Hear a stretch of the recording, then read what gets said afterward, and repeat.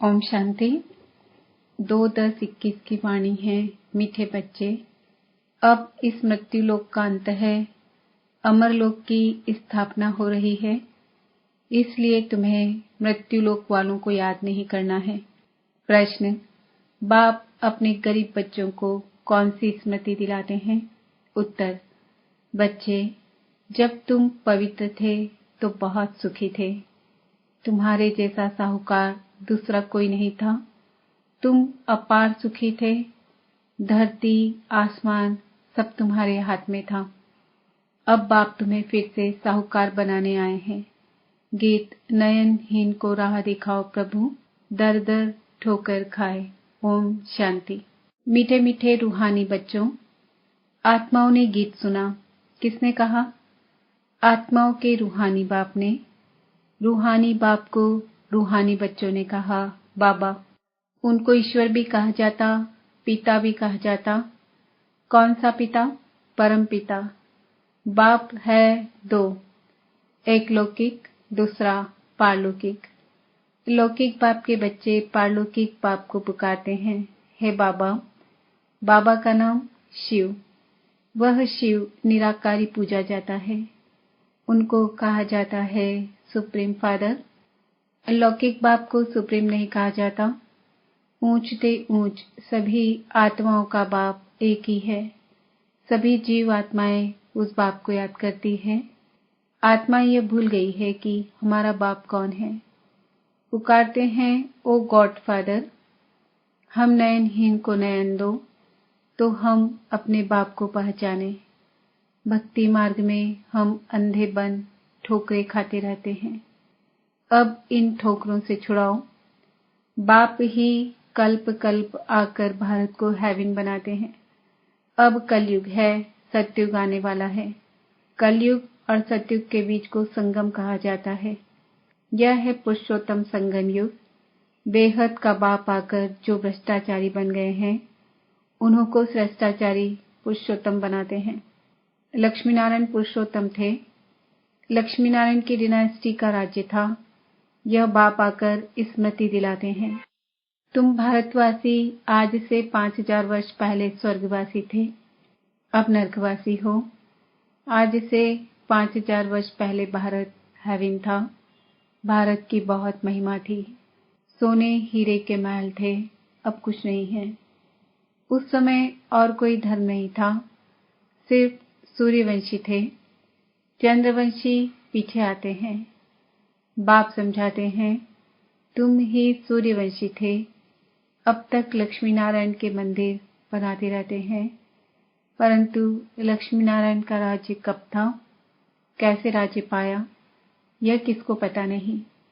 पूजा करते हैं परंतु जानते नहीं, तो ब्लाइंड फेथ हुआ ना। शिव की, लक्ष्मी नारायण की पूजा करते हैं, बायोग्राफी कोई नहीं जानते। भारतवासी खुद कहते हैं हम पतित हैं। है पतित पावन बाबा, आओ आकर हमको दुखों से, रावण राज्य से लिबरेट करो। बाप आकर सबको लिबरेट करते हैं। बच्चे जानते हैं कि सतयुग में एक ही राज्य था। कांग्रेसी लोग अथवा बापूजी भी यही मांगते थे कि हमको फिर से राम राज्य चाहिए। हम स्वर्गवासी बनना चाहते हैं। अब नरकवासियों का क्या हाल है, देख रहे हो। इनको कहा जाता है हेल, डेविल वर्ल्ड। यही भारत डीटी वर्ल्ड था, अब डेविल वर्ल्ड बन गया है। बाबा समझाते हैं, तुमने 84 जन्म लिए हैं, न कि 84 लाख। यह तो शास्त्रों में कपोड़े लगा दिए हैं। आज से 5000 वर्ष पहले सदगति मार्ग था। वहां न भक्ति न दुख का नाम निशान था। उनको सुखधाम कहा जाता है। बाप समझाते हैं, तुम असल में शांति धाम के रहने वाले हो। तुम यहाँ पाठ बजाने आए हो। पुनर्जन्म 84 होते हैं, न कि 84 लाख। अब बेहद का बाप आया है तुम बच्चों को बेहद का वर्षा देने। बाप तुम आत्माओं से बात करते हैं और सत्संगों में मनुष्य को भक्ति की बातें सुनाते हैं।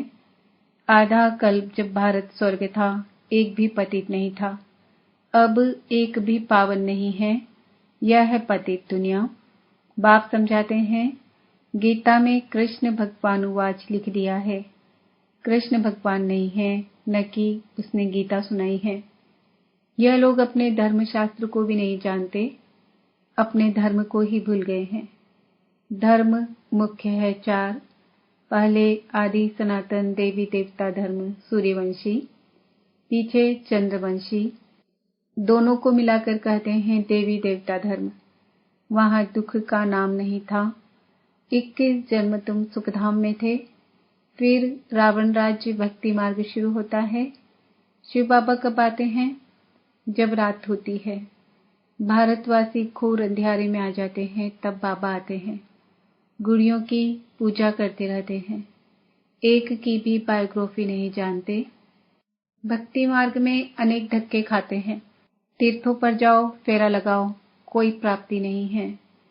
बाप कहते हैं, मैं आकर तुमको ब्रह्मा द्वारा यथार्थ ज्ञान सुनाता हूँ।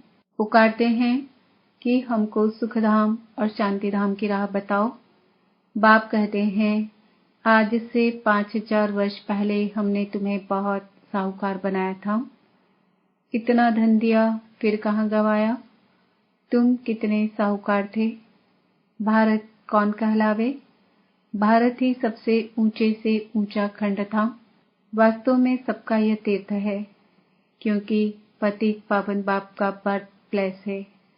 जो भी धर्म वाले हैं, सभी की पाप आकर सदगति करते हैं। अब रावण का राज्य सारी सृष्टि में है, सिर्फ लंका में नहीं। जब सूर्यवंशी राज्य था, तब यह विकार नहीं थे।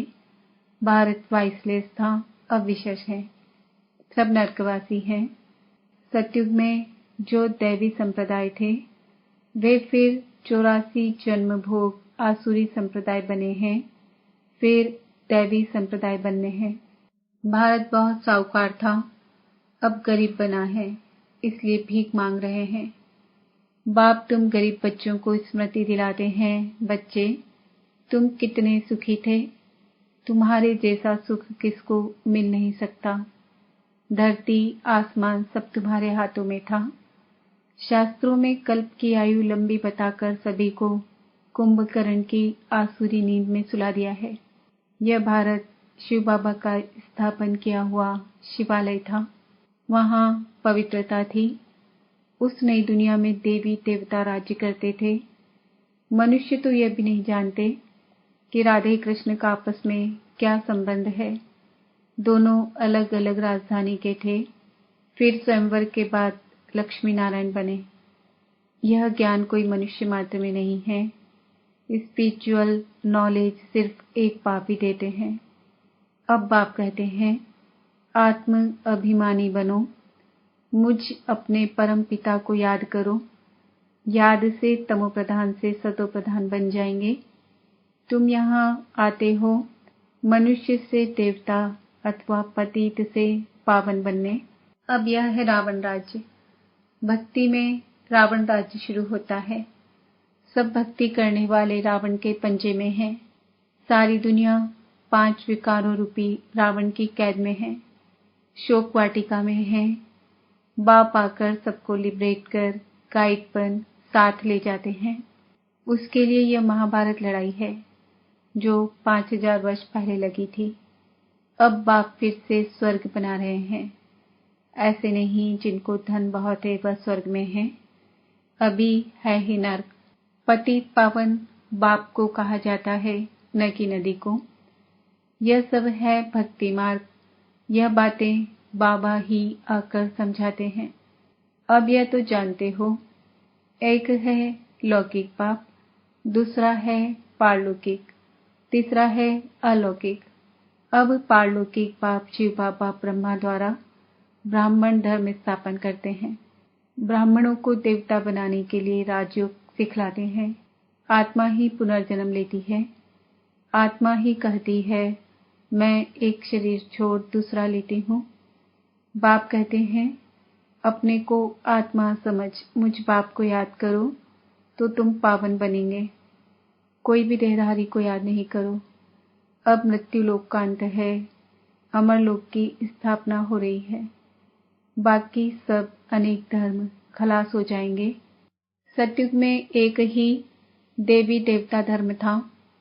फिर चंद्रवंशी राम सीता त्रेता में थे। तुम बच्चों को सारे चक्र की याद दिलाते हैं। शांति धाम और सुख धाम की स्थापना बाप ही करते हैं। मनुष्य मनुष्य को सद्गति दे नहीं सकते। वह सब है भक्ति मार्ग के गुरु। अभी तुम हो ईश्वरीय संतान, बाबा से राज्य भाग्य ले रहे हो।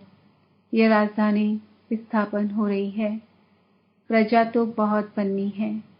कोर्टों में कोई राजा बनते हैं। सतयुग को कहा जाता है फूलों का बगीचा। अब है कांटों का जंगल। रावण राज्य बदल रहा है, विनाश होना है। यह ज्ञान अब तुमको मिल रहा है। लक्ष्मी नारायण को यह ज्ञान नहीं रहता, प्रायः लोप हो जाता है। भक्ति मार्ग में बाप को कोई भी यथार्थ नहीं जानते। बाप है रचयिता। ब्रह्मा विष्णु शंकर भी रचना है। सर्वव्यापी कहने से वर्षे का हक खत्म हो जाता है। बाबा आकर सबको वर्षा देते हैं। 84 जन्म वही लेते हैं जो पहले पहले सतयुग में आते हैं। क्रिश्चियन लोग करके 40 जन्म लेते होंगे। एक भगवान को ढूंढने के लिए कितने धक्के खाते हैं। अब तुम धक्के नहीं खाएंगे। एक बाप को याद करो तो तमो प्रधान से सतो प्रधान बन जाएंगे। यह है यात्रा। यह है गॉड फादरली यूनिवर्सिटी। तुम्हारी आत्मा पढ़ती है। साधु संत कह देते आत्मा निर्लेप है, लेकिन आत्मा ही कर्म अनुसार दूसरा जन्म लेती है। आत्मा ही अच्छा व बुरा कर्म करती है। इस समय तुम्हारे कर्म विकर्म होते हैं। सतयुग में तुम्हारे कर्म अकर्म होते हैं। वहां विकर्म होता नहीं। वह है पुण्य आत्माओं की दुनिया। अच्छा, मीठे मीठे सिकिलदे बच्चों प्रति माता पिता बाप दादा का याद प्यार और गुड मॉर्निंग। रूहानी बाप की रूहानी बच्चों को नमस्ते। हम रूहानी बच्चों की रूहानी बाप दादा को याद प्यार गुड मॉर्निंग नमस्ते ओम शांति। धारणा के लिए मुख्य सार, एक बाप से बेहद का वर्षा लेना है। श्रेष्ठ कर्म करने हैं। जब पाप मिला है तो किसी भी प्रकार के धक्के नहीं खाने हैं। बाप ने जो स्मृति दिलाई है उसे स्मृति में रख अपार खुशी में रहना है। कोई भी देहधारी को याद नहीं करना है। वरदान, निमित्तपन की स्मृति द्वारा अपने हर संकल्प पर अटेंशन रखने वाले निवारण स्वरूप भव। निमित्त बनी हुई आत्माओं पर सभी की नजर होती है, इसलिए निमित्त बनने वालों को विशेष अपने हर संकल्प पर अटेंशन रखना पड़े। अगर निमित्त बने हुए बच्चे भी कोई कारण सुनाते हैं तो उनको फॉलो करने वाले भी अनेक कारण सुना देते हैं। अगर निमित्त बनने वालों में कोई कमी है तो वह छिप नहीं सकती, इसलिए विशेष अपने संकल्प वाणी और कर्म पर अटेंशन दे निवारण स्वरूप बनो। स्लोगन, ज्ञानी तू आत्मा वह है जिसमें अपने गुण व विशेषताओं का भी अभिमान न हो। आज का स्वमान है, मैं आत्मा निवारण स्वरूप हूँ। मातेश्वरी जी के अनमोल महावाक्य। मनुष्य की एम ऑब्जेक्ट क्या है, उसे प्राप्त करने का यथार्थ तरीका। हर एक मनुष्य को यह सोचना जरूर है, अपनी अच्छी जीवन बनाने के लिए क्या उचित है। मनुष्य की लाइफ किस लिए है, उसमें क्या करना है। हर एक अपने दिल से पूछे कि मेरे जीवन में परिवर्तन हो रहा है। मनुष्य जीवन में पहले तो नॉलेज चाहिए, फिर इस जीवन की एम ऑब्जेक्ट क्या है। यह तो जरूर मानेंगे कि इस जीवन को सर्वदा सुख और शांति चाहिए। क्या अभी वो मिल रही है? इस घोर कलयुग में तो दुख अशांति के सिवाय और कुछ है ही नहीं। अब सोचना है, सुख शांति मिलेगी कैसे। सुख और शांति, ये दो शब्द जो निकले हैं वो जरूर इसी दुनिया में कब हुए होंगे, तभी तो इन चीजों की मांग नहीं करते हैं। अगर कोई मनुष्य ऐसे कहे कि हमने ऐसी दुनिया देखी ही नहीं, तो फिर उस दुनिया को तुम कैसे मानते हो? इस पर समझाया जाता है कि दिन और रात जो दो शब्द हैं, तो जरूर रात और दिन चलता होगा। ऐसे कोई नहीं कह सकते कि हमने देखी ही रात है तो दिन को मानूं कैसे। लेकिन जब दो नाम हैं तो उनका पाठ भी होगा। वैसे हमने भी सुना है कि इस कलयुग से कोई ऊंची स्टेज भी थी जिसको सतयुग कहा जाता है। अगर ऐसा ही समय चलता रहे तो फिर उस समय को सतयुग नाम क्यों दिया गया? तो ये सृष्टि अपनी स्टेज बदलती रहती है, जैसे किशोर, पार, युवा, वृद्ध बदलते रहते हैं, वैसे सृष्टि भी बदलती रहती है। आज के जीवन और उस जीवन में कितना फर्क है, तो उस श्रेष्ठ जीवन को बनाने का प्रयत्न करना है। निराकारी दुनिया, आकारी दुनिया और साकारी दुनिया का विस्तार। इस पूरे ब्रह्मांड के अंदर 3 दुनियाएं हैं। एक है निराकारी दुनिया, दूसरी है आकारी, तीसरी है साकारी। अब यह तो जान लिया कि निराकार सृष्टि में तो आत्माएं निवास करती है और साकार सृष्टि में साकार मनुष्य संप्रदाय निवास करते हैं। बाकी है आकारी सूक्ष्म सृष्टि। अब विचार चलता है, क्या यह आकारी सृष्टि सदा ही है या कुछ समय उसका पाठ चलता है? दुनिया भी मनुष्य तो समझते हैं। सूक्ष्म दुनिया कोई ऊपर है, वहां फरिश्ते रहते हैं, उसको ही स्वर्ग कहते हैं। वहां जाकर सुख भोगेंगे। लेकिन अब यह तो स्पष्ट है कि स्वर्ग और नरक इस सृष्टि पर ही होता है। बाकी है जो सूक्ष्म आकारी सृष्टि है, जहां शुद्ध आत्माओं का साक्षात्कार होता है, वो तो द्वापर से लेकर शुरू हुए हैं। जब भक्ति मार्ग शुरू होता है तो इससे सिद्ध है निराकार सृष्टि और साकार सृष्टि सदा है ही है।